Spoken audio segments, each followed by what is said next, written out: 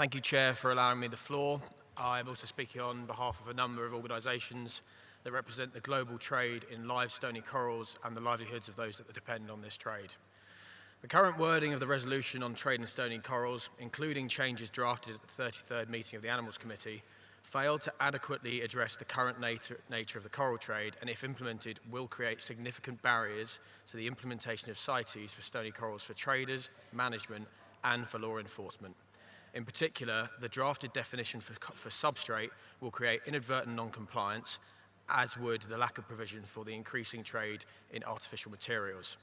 Therefore, we recommend the following change in the wording to the decision 19.178, COP20, Rev COP20 little a, which would read, taking into account the progress made at AC 33 and in consultation with coral reef nations and coral reef experts, make further recommendations as necessary on possible amendments to Resolution Conf 1110, Rev COP15 on the trade in stony corals.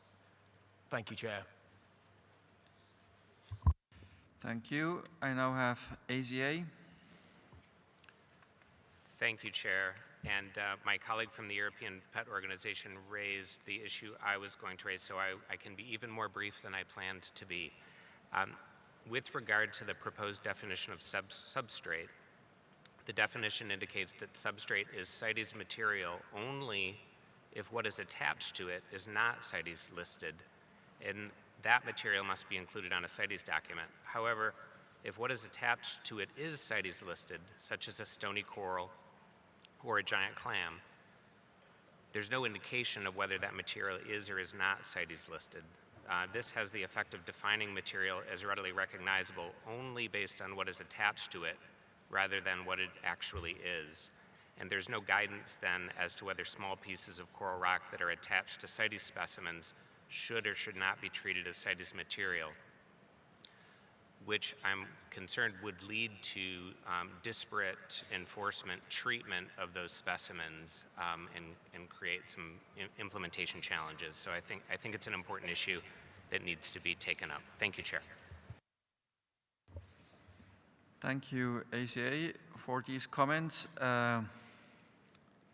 I think that they are quite valid comments, but I need to see.